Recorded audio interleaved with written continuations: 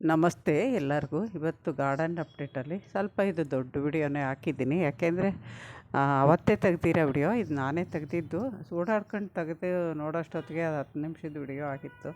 ಸರಿ ಇವತ್ತಾರು ಒಂಚೂರು ದೊಡ್ಡ ವಿಡಿಯೋ ಹಾಕೋಣ ಅಂತ ಹಂಗೆ ಹಾಕ್ತಾಯಿದ್ದೀನಿ. ಹೊಸಬ್ರು ಯಾರಾದರೂ ಫಸ್ಟ್ ಸರಿ ಚಾನಲಿಗೆ ಬಂದು ವಿಡಿಯೋ ನೋಡ್ತೀರಿ ದಯವಿಟ್ಟು ಸಬ್ಸ್ಕ್ರೈಬ್ ಮಾಡ್ಕೊಂಡು ನೋಡಿ. ವಿಡಿಯೋದಿಂದ ಸ್ವಲ್ಪನಾದರೂ ನಾನು ಹೇಳೋ ಟಿಪ್ಸಲ್ಲಿ ಏನಾದ್ರು ಇದೆಯಾ ಅಂತ ಗೊತ್ತಿದ್ದರೆ ಬೇರೆಯವ್ರಿಗೆ ಶೇರ್ ಮಾಡಿ. ನೋಡಿ, ಇದು ನಿಧಾನವಾಗಿ ಇಲ್ಲಿ 5 ಕಾಯಿ ಇತ್ತಲ್ಲ ನೋಡಿ, ಇಲ್ಲಿ 2 ಪಕ್ಕದಾಗಿದ್ದಿದ್ದು ಡ್ರ್ಯಾಗನ್ ಫ್ರೂಟು. ಇದು ಇನ್ನೂ ಮುಂದೆ ಬೆಳೆಯಲ್ಲ, ಒಂಥರ ಯೆಲ್ಲೋ ಕಲರಶ್ ಆಗಿದೆ, ರೆಡ್ಡು ಅಲ್ಲ ಏನಿಲ್ಲ, ಎಲ್ಲೋ ಈ ಥರ ಆದರೆ ಅದು ಬೆಳೆಯಲ್ಲ, ಕಿತ್ತಾಕಿದೆ. ಇನ್ನು ಅದ್ರ ಜೊತೆಗೆ ಬಂದಿರೋವೆಲ್ಲ ಕಾಯಿ ಬೆಳೀತಾ ಇದ್ದಾವೆ. ಅದು ನಾನು ಹೋಗೋಷ್ಟೊತ್ತಿಗೆ ಇಷ್ಟು ದೊಡ್ಡದು ಕಾಯಿ ಆಗಿತ್ತು. ಹೂವು ಅರಳಿ ಬಾಡ್ದಾಗ ಒಂದು ಸರಿ ಹೋಗಿದ್ದೆ, ಅಷ್ಟೊತ್ತಿಗೆ ಇನ್ನೊಂದು ಸರಿ ಹೋಗೋಷ್ಟೊತ್ತಿಗೆ ಅಷ್ಟು ಕಾಯಿ ಆಗಿತ್ತು. ಇನ್ನೊಂದು ಸರಿ ಹೋಗೋಷ್ಟೊತ್ತಿಗೆ ಏನಾಗಿರುತ್ತೋ ಮುಂದಿನ ವಿಡಿಯೋದಲ್ಲಿ ನಿಮಗೆ ಗೊತ್ತಾಗುತ್ತೆ. ವಿಡಿಯೋ ಪೂರ್ತಿ ನೋಡಿ, ಅರ್ಧಂಬರ್ಧ ನೋಡಿದರೆ ನಿಮಗೆ ಮಧ್ಯೆ ನಾನು ಹೇಳೋ ಟಿಪ್ಸ್ ಆಗಲಿ ಅಥವಾ ಬೇರೆ ಹಣ್ಣಿನ ವಿಷಯಗಳು ಹೇಳೋವಾಗಲೇ ಗೊತ್ತಾಗಲ್ಲ. ನೋಡಿ, ಇಲ್ಲೆಲ್ಲ ಇದನ್ನು ನಾನು ನಿಮಗೆ ಹೂವು ಬಿಟ್ಟಿದೆ ನೋಡಿ, ಒಂದೇ ಒಂದು ನಿಂತ್ಕೊಂಡು ಎಲ್ಲ ಬಿಟ್ಟಿದೆ ಅಂತ ಹೇಳಿದ್ನಲ್ಲ, 2 ಬಿಟ್ಟಿದೆ. ಇನ್ನೊಂದು ಕಡೆ ಎಲ್ಲರೂ ಆಗಿದೆಯಾ ಅಂತ ನೋಡಿದೆ, ಆಗಲಿಲ್ಲ. ಅಂಜೂರನ್ನು ಸ್ವಲ್ಪ ಕಾಯಿ ಬೆಳೀತಾ ಇಲ್ಲ. ಯಾಕೆಂದರೆ ಅದಕ್ಕೆ ನಾನು ಕೊಟ್ಟು 3-4 ತಿಂಗಳ ಏನೇ ಆಯಿತು ವರ್ಮಿ ಕಾಂಪೋಸ್ಟ್ ಅವಾಗ ಕ್ಲೀನ್ ಮಾಡ್ಬೇಕಾದ್ರೆ ಕೊಟ್ಟಿದ್ದು, ಮತ್ತೆ ಅದಕ್ಕೇನು ಆಗಿಲ್ಲ. ಅವಾಗ ಕಟ್ ಮಾಡಿದಾಗ ಈ ಕಾಯಿ ಸ್ಟೇಜಿಗೆ ಬಂದಾಗ ನಾವು ಮತ್ತೆ ಏನಾದ್ರು ಮೊದಲೇ ಇನ್ನೂ ಕಾಯಿ ಸಣ್ಣವಿರೋವಾಗಲೇ ನಾವು ಏನಾದ್ರು ಕೊಟ್ಟಿದ್ದರೆ ಕಾಯಿ ಹೆಲ್ದಿಯಾಗಿ ಬೆಳೆಯವು. ಇವಾಗ ನಾನು ಕಿಚನ್ ವೇಸ್ಟು ಹಾಕ್ಸಿದ್ದೀನಿ ನೋಡಿ, ಆ ಥರ ಚಿಕ್ಕದ್ರಲ್ಲೇ ಹಣ್ಣಾಗಿ ಕೆಳಗೆ ಬಿದ್ದೋಗಿದ್ವು, ಆ ಥರ ಆಗ್ಬಿಡುತ್ತೆ. ನಾವು ಕಾಯಿ ಬಿಟ್ಟಾಗಲೇ ಸ್ವಲ್ಪ ನೋಡ್ಕೊಂಡು ಚಿಕ್ಕ ಕಾಯಿ ಇರೋವಾಗಲೇ ಮತ್ತೆ ನಾವು ಅದಕ್ಕೆ ಫೀಡಿಂಗ್ ಮಾಡಿದ್ರೆ ತುಂಬ ಚೆನ್ನಾಗಿ ಕಾಯಿ ಒಳ್ಳೆ ಸೈಜು ಬರುತ್ತೆ. ಇವಂತೂ ತುಂಬ ಚೆನ್ನಾಗಿದ್ದಾವೆ, ನೋಡಿದ್ರೆ ನೋಡ್ತಾನೇ ಇರಬೇಕು ಅನಿಸುತ್ತೆ, ಅಷ್ಟು ಚೆನ್ನಾಗಿದೆ ಕಲರ್ ಅದು. ಅದನ್ನು ಈ ಸರಿ ಬೀಜ ಮಾಡ್ಕೊಳ್ಳೇಬೇಕು, ಇಲ್ಲಾಂದರೆ ಮತ್ತೆ ಸಿಗೋಲ್ಲ. ಅದೊಂದೇ ಕಲರ್ ಇದ್ದಾವೆ ಗಾರ್ಡನಲ್ಲಿ, ಯಾವ ಕಲರು ಇಲ್ಲ. ಮೊದಲು 3-4 ಕಲರ್ ಇತ್ತು.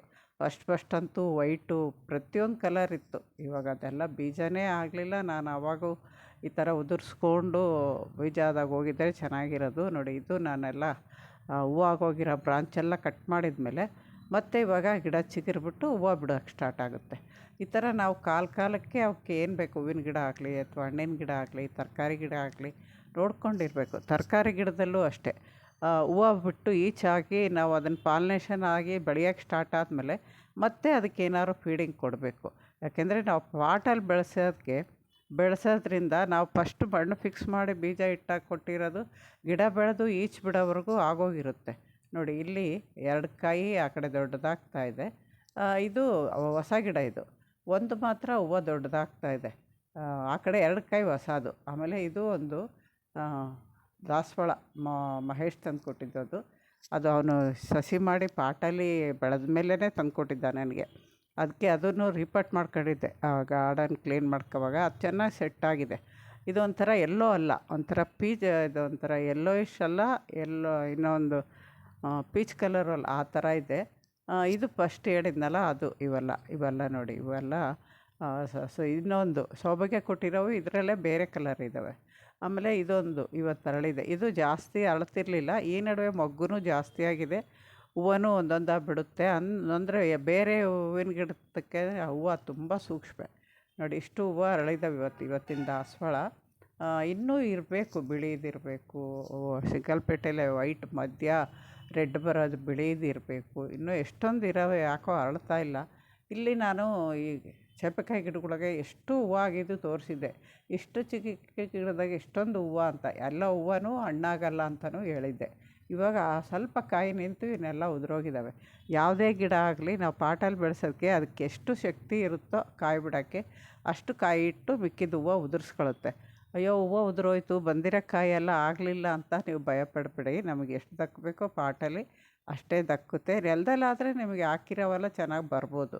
ಇಲ್ಲೂ ಆಪಲ್ ಬೇರು ಬೆಳೀತಾ ಇದೆ. ಸೀತಾಫಲ 2 ಆಗಿದೆ, ಮೆಲಿಬಗ್ಗಿದೆ. ಅವ್ರು ನೋಡಿಲ್ಲ ಅನಿಸುತ್ತೆ, ಕರೆದು ನೋಡಿದೆ.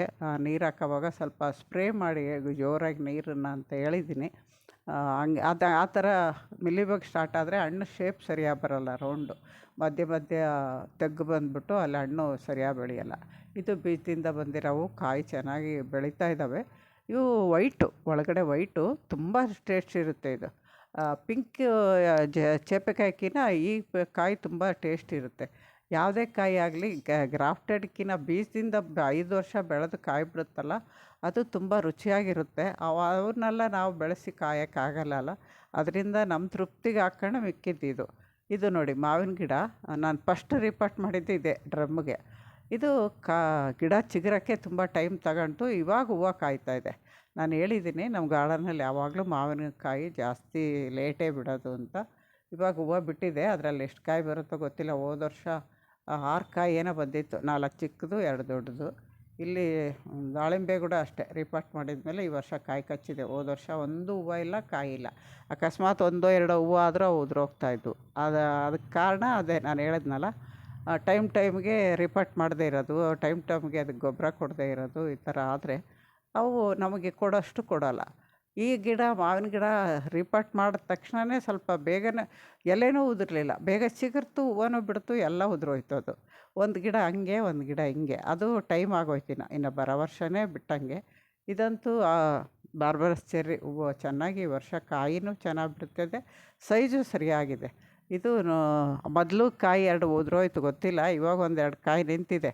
ಇವು ದೊಡ್ಡವಾಗಕ್ಕೆ ಅವಕ್ಕೊಂಚೂರು ಬಟ್ಟೆ ಕಟ್ಟಬೇಕು. ಯಾಕೆಂದರೆ ಇಲ್ಲಿ ಅಳಿಲು ಪಕ್ಕದ ನೇರಳೆ ಮರದ ಕೆಳಗಿಂದ ಹಾರಿಬಿಟ್ಟು ತುಂಬ ಓಡಾಡುತ್ತೆ. ಒಂದೊಂದು ಸರಿ ಆಪಿ ಆ ಕಡೆ ಇದ್ದಾಗ ಈ ಕಡೆ ನೋಡೋಕ್ಕಾಗಲ್ಲ. ಆ ಕಾಯಿ ಕಲರ್ ನೋಡ್ಬಿಟ್ಟು ಕಚ್ಚಿದ್ರು ಕಚ್ಚಿದಂಗೆ. ಅದಕ್ಕೆ ಒಂದು ಸ್ವಲ್ಪ ಆದರೆ ಟೇಸ್ಟ್ ನೋಡೋವರೆಗಾದರೂ ನಮಗೆ ಎಂಥ ಕಾಯಿ ಅಂತ ಗೊತ್ತಾಗಬೇಕಲ್ವ. ಬಟ್ಟೆ ಕಟ್ಟಬೇಕು. ನೋಡೋಣ, ಕಟ್ತೀನಿ, ಹೇಳ್ತೀನಿ ಅವ್ರಿಗೆ, ಅಥವಾ ನಾನಾದರೆ ನಾನೇ ಕಟ್ತೀನಿ. ಇಲ್ಲಿ ಹುಣಸೆ ಗಿಡ, ನೆಲ್ಲಿಕಾಯಿ ಗಿಡ, ಬಾಳೆ ಗಿಡ ಎಲ್ಲ ಇದ್ದಾವೆ. ಆಮೇಲೆ ಇಲ್ಲಿ ನಾನು ಸ್ವಲ್ಪ ಎಲ್ಲ ಕ್ಲೀನ್ ಮಾಡಿ ಸ್ವಲ್ಪ ಗ್ರೋ ಬ್ಯಾಗ್ಗಳ ಜೋಡಿಸ್ಬೇಕಾಗಿತ್ತು. ಅದಾದಮೇಲೆ ನಾನು ಗಾರ್ಡನ್ ಕೆಲಸ ಮಾಡೋಕ್ಕೂ ಆಗಲಿಲ್ಲ. ಇವಾಗ ಸದ್ಯಕ್ಕಂತೂ ಇನ್ನು ಮಾಡೋದು ಮಳೆಗಾಲ ಐತೆ ಅಂತ ಅದರ ತಟ್ಟೆಗೂ ಹೋಗಲ್ಲ. ನೋಡೋಣ. ಆಮೇಲೆ ನೋಡಿ, ಈ ಥರ ಹೂವು ಆಗಿರೋವೆಲ್ಲ ಪ್ರತಿಯೊಂದು ಕಾಯಿ ಆಗ್ತವೆ. ಅವತ್ತು ನಾನು ಎಲ್ಲ ಕಾಯಿನೂ ಕಿತ್ತಾಕ್ಬಿಟ್ಟೆ. ಕಾಯಿ ಕಿತ್ತಾಕಿದೆ, ನಿಮಗೆ ನೋಡಿಸ್ತೀನಿ ಯಾವಾಗಾರ 1-2 ಕಾಯಿ ಬಿಟ್ಟು. ಅದು ಒಂಥರ ಬ್ರೌನ್ ಕಲರ್ ಗಟ್ಟಿ ಬೀಜ ಥರ ಆಗುತ್ತೆ. ಅದು ನಾವು ಮೊದಲು ಚಿಕ್ಕವರಿದ್ದಾಗ ಆಣೆಕಲ್ಲು ಅಂಥೇಳಿ, ಆಣೆಕಲ್ಲು ಆಡೋಕ್ಕೆ ಕಲ್ಲು ಬದಲು ಅದನ್ನು ಉಪಯೋಗಿಸ್ತಿದ್ವಿ.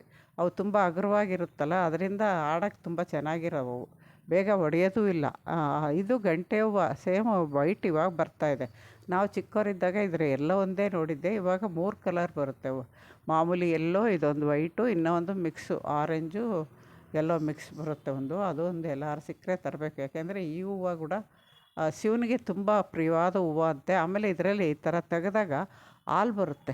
ನಂದಿ ಬಟ್ಲಲ್ಲಿ ಹಾಲು ಬರಲ್ವ ಎಲೆ ತೆಗೆದಾಗ, ದೇವಗಣಗ್ಲೆ ಇಂಥಲ್ಲೆಲ್ಲ ಬರುತ್ತಲ್ಲ, ಆ ಥರ ಬಂದಾಗ ನಾವು ಮನೆಗೆ ಹೋಗಿ ಡೈರೆಕ್ಟು ಅದೇ ಕೈಯಿಂದ ಏನಾರು ತಿನ್ನೋದಾಗಲಿ ಮಾಡೋದಾಗಲಿ ಮಾಡಬಾರ್ದು. ವಿಷ ಅಂತಾರೆ ಅವನ್ನ. ಆ ಥರ ಕಣಗಿಲ ಗಿಡ ಕೂಡ ಅವು ಅಂಥವೆಲ್ಲ ಮುಟ್ಟಿ ನೀವು ಮಾಡಿದಾಗ ಕೈ ಚೆನ್ನಾಗಿ ಸೋಪ್ ಹಾಕಿ ಅಥವಾ ಲಿಕ್ವಿಡ್ ಹಾಕಿ ಚೆನ್ನಾಗಿ ಕೈ ತೊಳ್ಕೊಂಡು ಬೇರೆ ಕೆಲಸ ಮಾಡಬೇಕು. ಇದು ನೋಡಿ ರಾತ್ರಿ ರಾಣಿ ಮೊಗ್ಗಾಗಿದೆ, ಜಾಸ್ತಿನೇ ಮೊಗ್ಗಾಗಿದೆ. ಇವು ರಾತ್ರಿ ಅರಳಿಬಿಟ್ಟು ಅಲ್ಲೆಲ್ಲ ಸ್ಮೆಲ್ ಗಮ್ಮಂತ ಇರುತ್ತೆ, ತುಂಬ ಚೆನ್ನಾಗಿರುತ್ತೆ. ಅದಕ್ಕಾಗಿ ಹಾಕೋದು. ಆಮೇಲೆ ಇಲ್ಲಿ ನಾನು ಅವತ್ತು ಬಂದೆ, ಸೋರೆಕಾಯಿ ನೋಡಿದೆ. ಸೋರೆಕಾಯಿ ನೋಡಿಬಿಟ್ಟು ಕಾಯೆಲ್ಲ ಇದಾಗ್ಬಿಟ್ಟಿದ್ದಾವೆ. ಎಷ್ಟೊಂದು ಕಾಯಿ, ಹೊಟ್ಟೆ ಉರಿದೋಯ್ತು ನನಗೆ. ಅವು ಪಾಲಿನೇಷನ್ ಮಾಡಿದರೆ 1-2 ಕಾಯಿ ಆಗಿರೋದಲ್ಲ ಅಂತೇಳ್ಬಿಟ್ಟು ಭಾಳ ಬೇಜಾರಾಯಿತು ನೋಡಿಬಿಟ್ಟು. ಆ ಕಡೆ ಸೈಡ್ಗೆ ಕಾಯಿ ಇದ್ದಾವೆ, ಕಂಡಿಲ್ಲ. ಇವ್ರಿಗೂ ಅದೆಲ್ಲ ಹೇಳಿದ್ನಲ್ಲ, ಅದೆಲ್ಲ ಗೊತ್ತಾಗಲ್ಲ ಪಾಲಿನೇಷನ್ ಮಾಡೋದು ಅದೆಲ್ಲ. ಯಾಕೆಂದರೆ ನೈಟೇ ಅರಳಿರ್ತವೆ ಇವು ಕೂಡ. ಬಂದ್ಬಿಟ್ಟು ನೋಡಿ ನಾವು ಪಾಲಿನೇಷನ್ ಮಾಡಿದರೆ ಆಗಿರವು. ಅದರಲ್ಲಿ ಫಿಮೇಲು ಮೇಲ್ ಎರಡೂ ಇದ್ದಾವೆ. ನೋಡಿಬಿಟ್ಟು ಬೇಜಾರಾಯಿತು ನನಗೆ. ಮೇಲ್ ಒಂಚೂರು ಕಾಣಿಸ್ತು, ಆಮೇಲೆ ಬಗ್ಸಿ ನೋಡಿದ್ರೆ ಸುಮಾರು 4-5 ಕಾಯಿ ಇದ್ವು. ಎಲ್ಲನೂ ಒಂದೊಂದಾದರೆ ಪಾಲಿನೇಷನ್ ಆಗಿರೋವು ಹುಳ ಹೊಡೆದ್ಬಿಟ್ಟಿದ್ದಾವೆ. ಇಲ್ಲಿ 4 ಕಾಯಿ ಇದ್ದಾವೆ ಮಿನಿ ಜಾಮ. ಇದರಲ್ಲೂ ಅಷ್ಟೇ ತುಂಬ ಹೂವು ಬಿಟ್ಟಿದ್ವು. ಫಸ್ಟ್ ಸರಿ ಅಂತ ಹೇಳಿದ್ನಲ್ಲ, ಫಸ್ಟ್ ಸರಿ ಬಿಟ್ಟಾಗ ನಮಗೆ ಸಿಗದೇನೂ ಇರ್ಬೋದು, ಅಥವಾ 1-2 ಸಿಗ್ಬೋದು. ಆಮೇಲೆ ಮಲ್ಬರಿನೂ ಅಷ್ಟೇ, ಎಲೆ ಎಲ್ಲ ಕೀಳಿಸಿದ್ದೆ ನೋಡಿ, ಇವಾಗ ಮತ್ತೆ ಸ್ಟಾರ್ಟ್ ಆಯಿತು. ಈ ಮಲ್ಬರಿನೂ ಅಷ್ಟೇ ಕಟಿಂಗಿಂದ ಬರುತ್ತೆ. ಆಮೇಲೆ ಅದನ್ನು ಒಂದು ಸರಿ ಕಾಯಿ ಬಿಟ್ಟೆ ಎಲ್ಲ ಆಗೋದ್ಮೇಲೆ ಲೈಟಾಗಿ ಪ್ರೂನ್ ಮಾಡ್ಕೊಂಡು ಒಂದು ಎಲೆ ಇಲ್ಲದೆ ತೆಗೆದು ಬಿಡಬೇಕು. ಆವಾಗ ಮತ್ತೆ ಸ್ಟಾರ್ಟ್ ಆಗುತ್ತೆ ಅದು. ಆ ಥರ ಇದು ರುದ್ರಾಕ್ಷಿ ಹೂವು, ಪಿಂಕ್ ಮಾಮೂಲಿನೇ. ಇದು ಒಂದೇ ಗಿಡ ಅದೆಷ್ಟು ಉಟ್ಕೊಂಡಿದ್ದು, ಅದೇ ಪಾಟಲ್ಲಿ ಬಿಟ್ಬಿಟ್ಟಿದ್ದೆ. ಇದನ್ನೆಲ್ಲ ನಾನು ಆ ಪಾಟಲ್ಲಿ ಮಲ್ಲಿಗೆ ಗಿಡ ಇತ್ತು, ಒಣಗೋಯ್ತು. ಇದು ಬೆಳೆಯೋಕ್ಕೆ ಬಿಟ್ಬಿಟ್ಟೆ. ಅದು ತುಂಬ ಚೆನ್ನಾಗಿ ಹೆಲ್ದಿಯಾಗಿ ಬೆಳೆದಿದೆ. ಯಾಕೆಂದರೆ ಕೆಳಗಡೆ ಎಲ್ಲ ಅದಕ್ಕೆ ವೇಸ್ಟ್ ಹಾಕಿ ಬೆಳೆಸಿರೋದಲ್ವ, ಅದರಿಂದ. ಇಲ್ಲಿ ಜಾಜಿಗೆ ಹೂವು, ಆಮೇಲೆ ಮಲ್ಲಿಗೆ ಹೂವು, ಇವೆಲ್ಲ ಬಳ್ಳಿಗಳು ಸಿಕ್ಕಾಪಟ್ಟೆ ಬೆಳೆದ್ಬಿಟ್ಟವೆ. ಇವಾಗ ನಾವು ಪ್ರೂನ್ ಮಾಡಿದ್ರೆ ಇವಾಗ ಮೊಗ್ಗಾಗ್ತಾಯಿದ್ದಾವೆ ಆಗಲೇ. ಆವಾಗ ಇನ್ನು ಹೂವು ಬಿಡೋದು ಕಮ್ಮಿ ಆಗುತ್ತೆ ಅಂತ ಬೆಳೀಲಿ ಬಿಡಿ ಮಳೆಗಾಲ ಕಳೆಯೋವರೆಗೂ ಆಮೇಲೆ ನೋಡೋಣ ಅಂತ ಬಿಟ್ಟಿದ್ದೀನಿ. ವಿರಜಾಜಿ ಅಂತೂ ಬಿಡ್ತಾನೇ ಇದೆ. ಅಲ್ಲಿ ಹೂವು ಆಗೋದ್ಮೇಲೆ ಆ ಬ್ರಾಂಚ್ ತೆಗೆದುಬಿಟ್ರೆ ಮತ್ತೆ ಬಿಡುತ್ತೆ ನೋಡಿ. ಇಲ್ಲೆಲ್ಲ ವಿರಜಾಜಿ 3 ಗಿಡ ಇದೆ. ನಮಸ್ತೆ, ಇನ್ನೂ ಒಂದು ವಿಡಿಯೋದಲ್ಲಿ ಸಿಗ್ತೀನಿ.